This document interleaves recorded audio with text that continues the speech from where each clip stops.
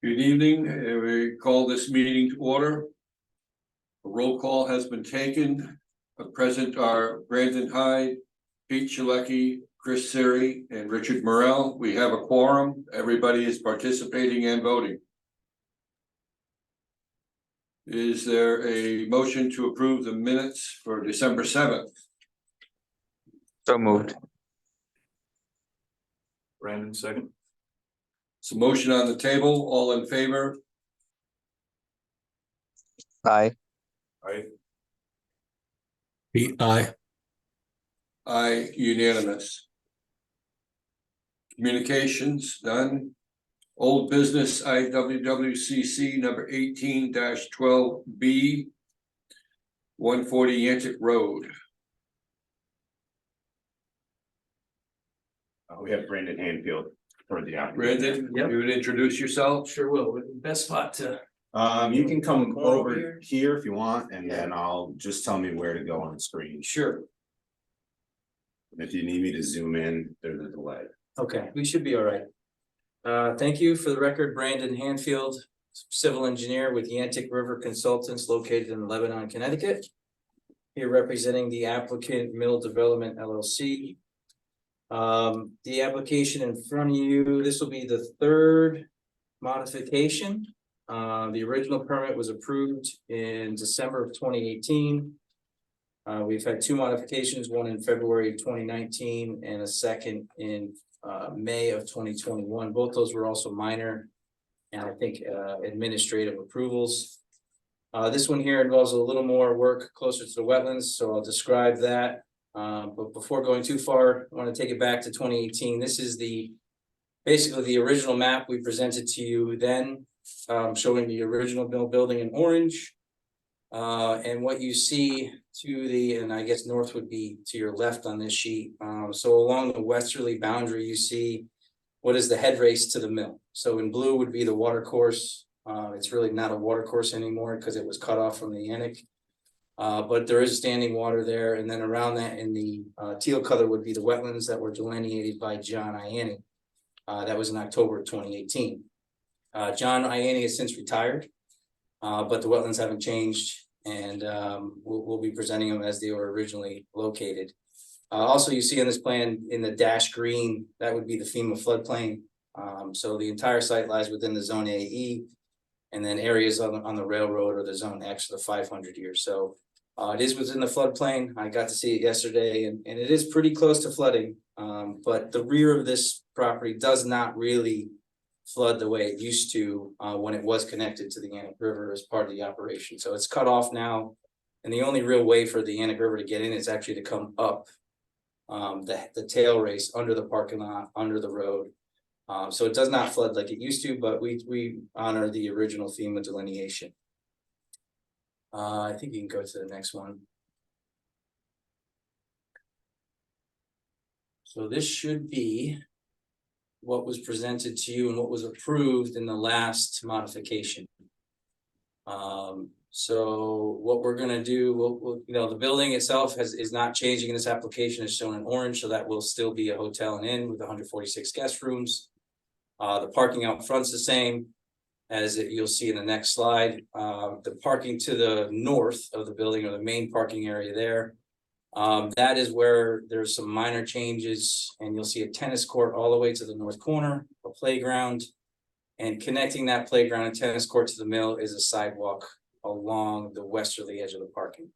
That's the only change you'll see in this application. So if you go to the next slide,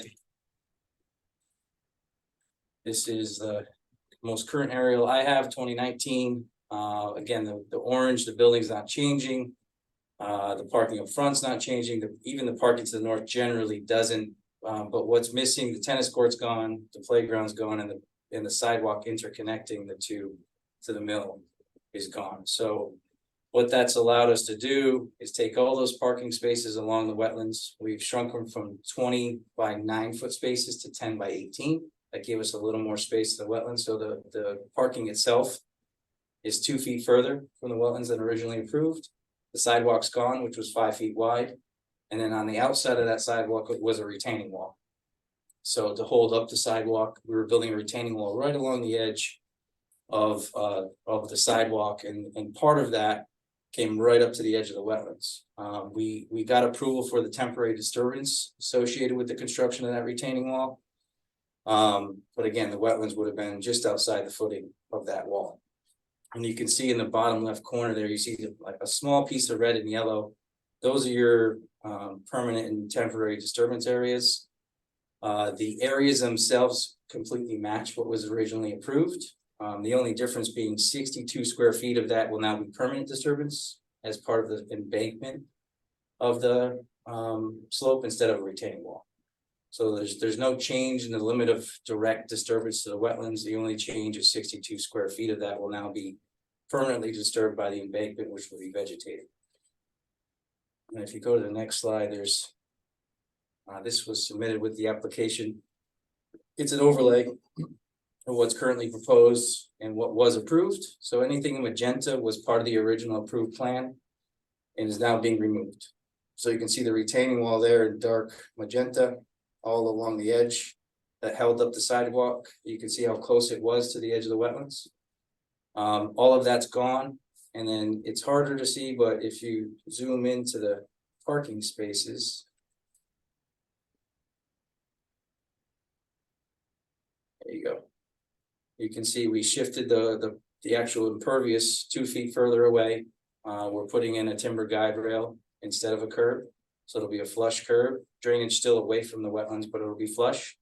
We have a 3-foot shoulder, and then we have a 2-to-1 slope down to the wetlands. So in general, the limit of disturbance is the same as was approved. To the bottom of the retaining wall, the only spot it leaks out a little bit is where that red mark is. That will be about 6 to 8 inches of fill as we finish up our 2-to-1 slope into the wetland. The remainder of that yellow is associated with the erosion and sedimentation controls that will be installed to do the work. That'll be removed, and there will be no permanent direct impact to the wetlands. The next sheet should be the approved grading and drainage. You can stay right at that zoom if you want. Just down at the bottom of the page.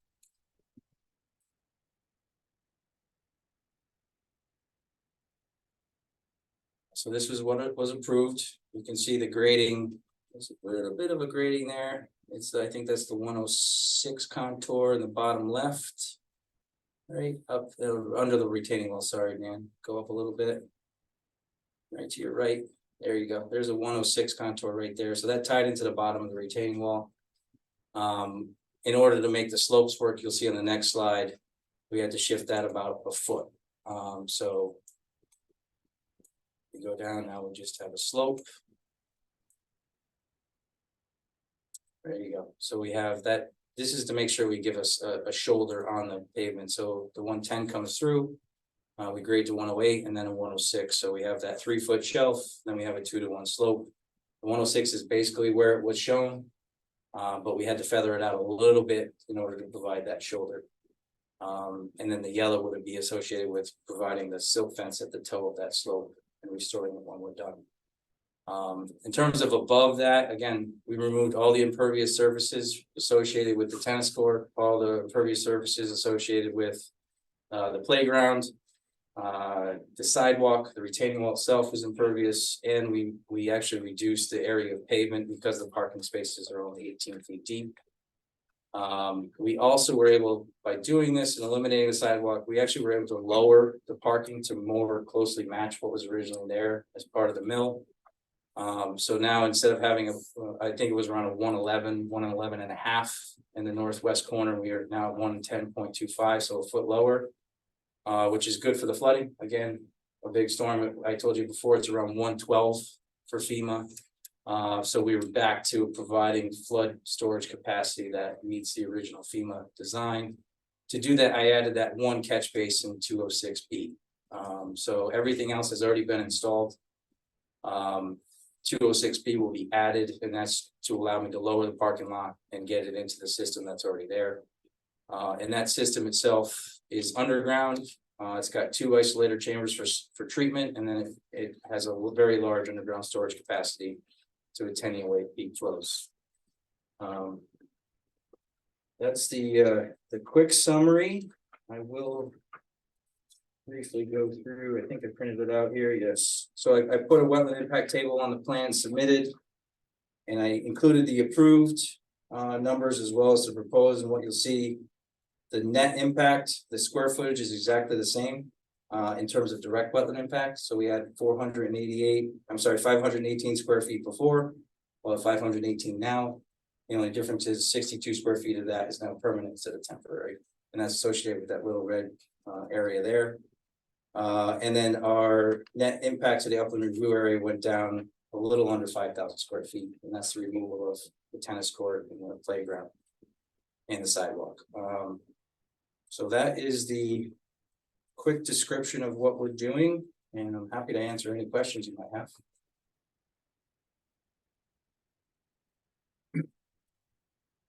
He's taking notes online, right? So we have to state our name. If you don't mind. Yeah. Okay. Brandon Hyde. So just looking at this real quick. So it's self-contained. There's one or two catch basins, you said in the center. There's two there. Okay. Okay. Now I see. The entire parking lot drains to the catch basins. It does not drain directly to the wetlands. So all of the paved surfaces flow away from the wetlands into the catch basins, into the treatment structure. Okay. It's now stored. I see it. There you go. I didn't see that before. Okay. Yeah, so all of it goes into that big system underground, and then it discharges to that flared end. So there is, that's an overflow then. Yep, and that's already installed. Okay. I happened to be there, look at it yesterday. It was full of water, so which is good. Yeah. It was, so it's a newer system or Yep. old? It is. The blue was approved in 2018. They've Okay. installed that already. Gotcha. The only difference is 206B I added. So the length of the line of pipe from 206B to 206A, Understand. I put that in. Now I get it. And it does pitch very, very slightly to Yep. the center there. And those are, I think, 6-inch contours too, so it shows you it's not super steep. It looks steeper than usual, but we graded this at 6-inch contour. Okay. All right. And the purpose of removing the curb was, And that's really to minimize, so if I put a curb in, it's 6 more inches, right, and then I have to put the shoulder anyway, right, to put the guide rail in, and then I have to slope down. So those 6 inches resulted in 1 more foot of direct disturbance. Since I'm pitching the slope pavement away anyway. Yep. Just went with flush, saved myself 6 inches. I'm putting in the timber guide rail. So it really made sense. it's perfect. Before I saw the catch basins, I was thinking it's all gonna Road shed off. slope, right. Once I saw the topos and the grades, that makes sense. The other benefit here in terms of wetland, is we're going from a wall or a vertical surface that can't be accessed by the critters that might want to get out or in. Now they can traverse the slope, which will be vegetated. It's nice. It's like an Are you using a wetland mix or what for vegetation? So that would probably be more of a conservation mix. It's a pretty steep Okay. slope, it won't have wet feet. So we can certainly use a conservation mix that's got the combination of wildflowers and large grasses that have deep roots. So we certainly can expect that. I'd have to look back at the landscape plan to make sure we do that. If not, we can certainly incorporate that.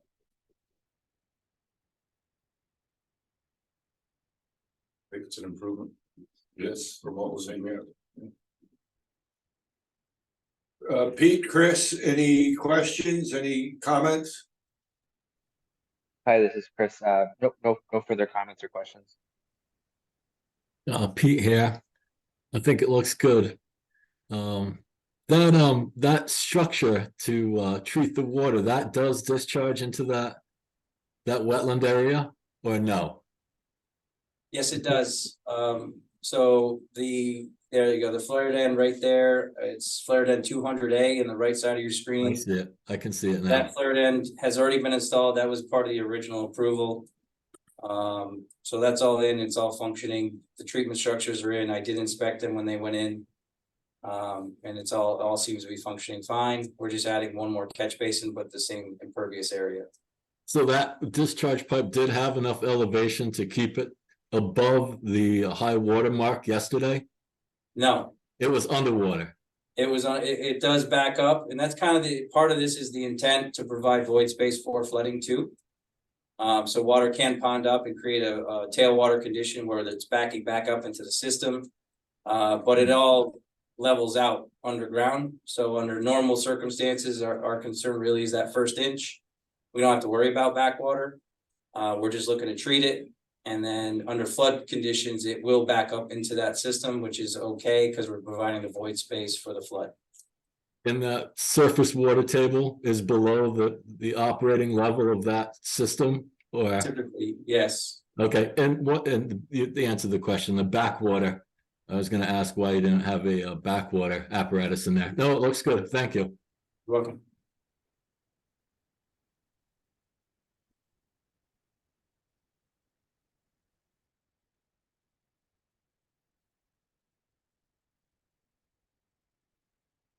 Any other questions or comments?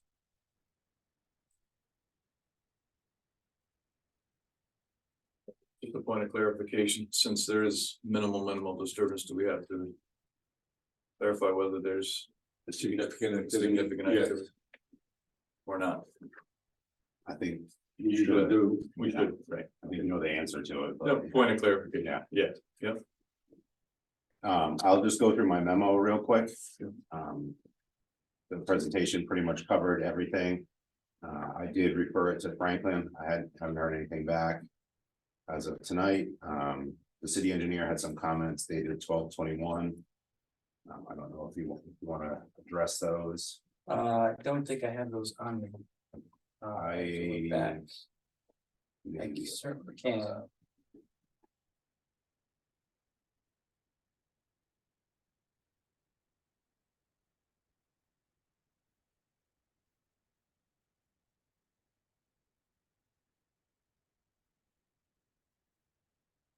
That portal, I sometimes lose. Yeah, I don't have access to it on this laptop. It's kind of an orphan, but What was it? I don't even remember. It was before Christmas at this point. No, I'm sorry, what was Yeah. the comments were? Oh, they're from the city engineer. Okay, I don't recall anything of some significance. They definitely weren't significant. Yeah, If you want to make it a part of condition. your conditions. Sure. that It they're wouldn't change the plan, there was nothing. No. earth-shattering, just No. Okay. And then I'd ask that we waive the reading. The approval is valid for 5 years. For 2029, all the conditions from the previous approvals that are relevant are valid and still in effect. And I just ask that you place a new approval letter on the sheet with the We have to add a sheet. 10 other approval letters at this Yeah. point. One other thing to clarify, you did issue a 3-month extension last month. Yes, This would basically supersede that and that extension would go away, Right. right? This is a new permit. yeah, new number, new permit. Yeah, sure, Yeah. it's temporary, this would be from. Yeah. Take place of. And as usual, the stated reason is that proposed DNS controls are sufficient to protect the wetlands. If someone chooses to make a motion.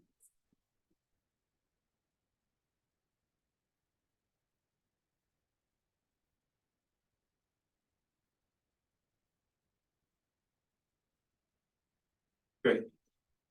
I move that IWWCC 18-12B is not a significant activity. There's a motion on the table. Is there a second? Pete, second. All in favor, say aye. Aye. Aye. Brandon, aye. Richard, aye. Pete, aye. Chris Siri, aye. It is approved unanimously. Move to approve IWWCC 18-12B. With consideration of the conditions. And feedback from the city engineer's comments.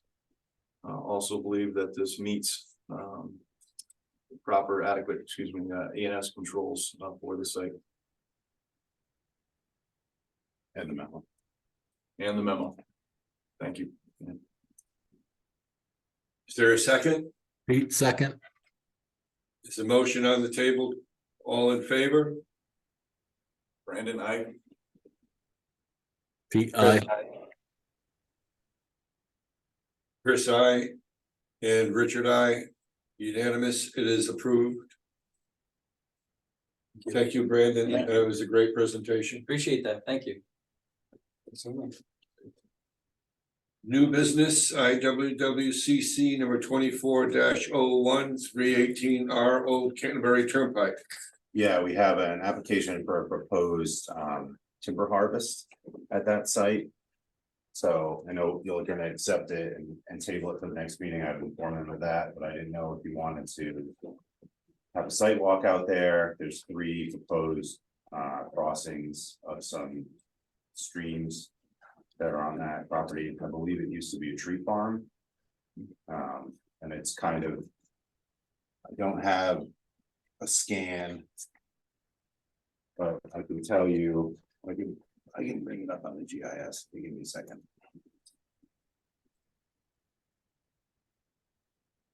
Is this the Bundy Farm? Bundy Hill Farm, or is it below, the one below? It's abundant. Oh, but I want to see it.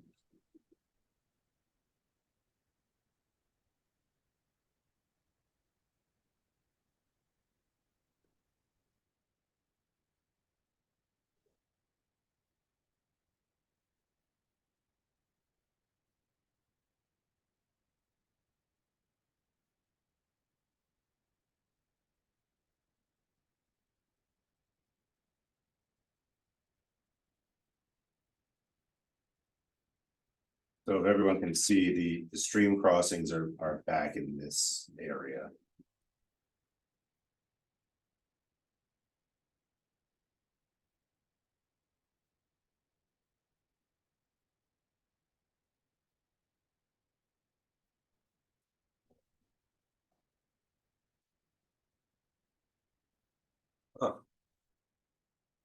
But we have to table anyway for petition period. Yeah. Okay. I move to table IWWCC 24-01. Allow for petition period. Pete, second. Motion on the table, all in favor? Brandon, I. Chris, aye. Pete, I. Richard, I. Unanimous, approved. Do you want to have a site walk? Or are you okay with just a presentation from the forester next month? Where are the crossings? So we're coming in Canterbury Turnpike. way The over driveway there. is kind of here because there's Yep. a house. Yep. And they're way back in here. Okay, Zoom in at all. Yeah. More Dan. Dan, Pete here. Can we hear what the presentation is and how they plan on crossing it and then decide, you know, from that point, Yeah. if a site work should be? Absolutely. Yep. Yeah, I agree with Pete. yeah, that makes sense. When are they planning on doing the timber harvest? Do you know this? I think they wanted to do it in February, Yeah. starting in February. So from your professional opinion, have you seen the site? I've not, no. Okay. Okay. Just don't want us, you know. I don't want to prolong it more. If we feel there's a need, we should probably Yeah. do it ahead of time, and if we don't. Feel there's a need, then we can probably just go off the board.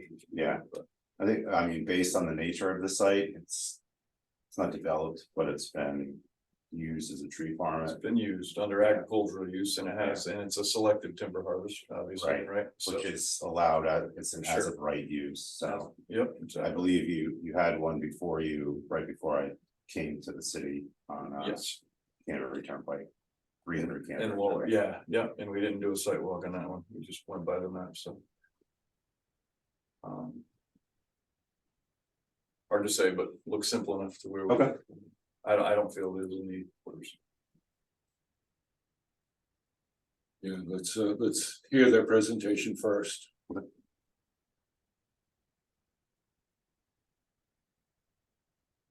Other business,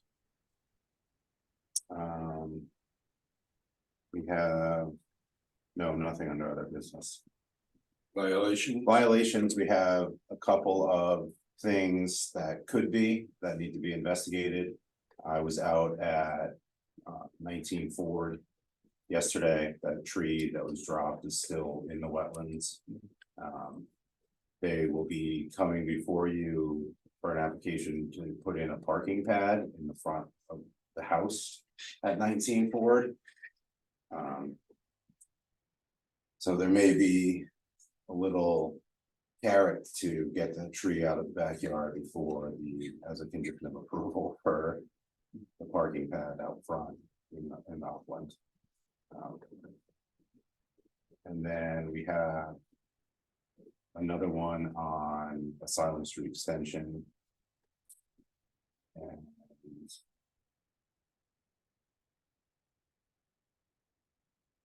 I got a call, you may remember, on East Baltic Street. We had the people come in from 92 North Street and asked them to plant some wetlands plantings that they had taken out in their backyard because the neighbor complained about standing water. I was out there last week with the city engineer and then again yesterday after all that rain. And there's a significant amount of water, standing water in the wetlands that are in those two backyards. And the city engineer thinks it's more of a drainage issue because of the amount of illegal dumping along kind of down slope from there. So I don't really see that coming back to this commission. We're gonna see get someone to clean out all the construction debris and decades of brush and everything that's been thrown behind Mohegan Park Apartments. I think that's it, unless anything else pops up. Did you get down to my neck of the woods behind the new gas station behind the car wash? We were there yesterday as well. Sheeting coming down off Yeah. of Sandy Lane. Yeah, a lot of water. Yeah, it's like a waterfall coming down that bank, that hill. Yeah, and there's silt sacks in those catch basins for the gas station project, so they didn't do anything. It was a mess over there. Yeah. Absolutely a mess. And it was overwhelmed the catch basin that was in front of that appliance store. Right, That's in front of the car wash. and it washed over St. Regis for a while too. Yeah. That whole drainage system is a mess. Overwhelmed. Yeah.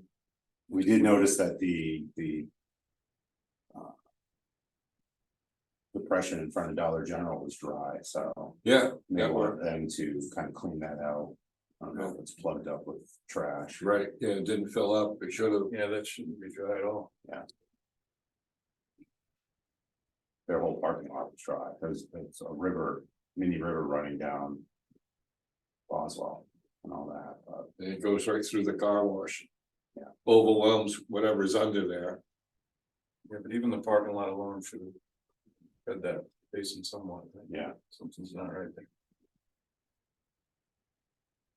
So there's things, I'm sure there'll be some things in sure the you're next busy couple with of it. months. All right, Right, That's that. well, motion to adjourn, so move, Mr. Chairman. I'll second it. All in favor? Aye. Bye. Pete, aye. Thank you all. Unanimous. Adjourn. So moved.